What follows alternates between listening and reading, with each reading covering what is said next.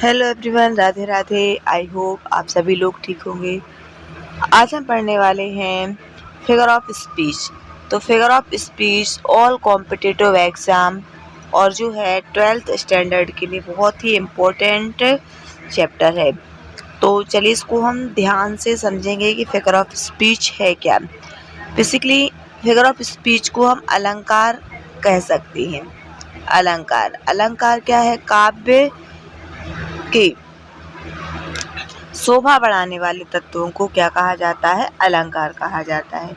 वैसे इंग्लिश में figure of speech is a word or phrase used in a non literal way to make language more vivid, expressive और impactful. तो जो है figure of speech, उन शब्दों का, उन फ्रेज का यूज जो है वो लैंग्वेज को और ही प्रभावपूर्ण बनाने के लिए किया जाता है। तो common type of figure of speech क्या क्या होते हैं? Simile, metaphor, personification, hyperbole, alliteration और ओनोमैटोफोबिया, आयरनी और ऑक्सीमोरोन। तो इनको जो है हम डिटेल में पढ़ेंगे कि इनका जो यूज है वो कहाँ कैसे किया जाता है। तो similes compare two things using like और एज।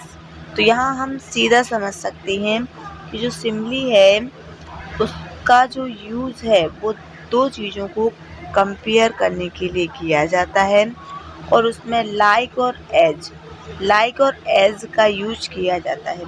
अगर किसी सेंटेंस में हमें लाइक और एज मिलते हैं तो वो समझ जाना कि वहाँ पर क्या है? सिमिली है। इसको हम डिटेल में अभी और पढ़ा रहे हैं। Metaphor compares two things without using like और एज। बिना लाइक और एज के दो चीज़ों के बीच में तुलना करना, जैसे कि time is a thief. Personification gives human qualities to non human things.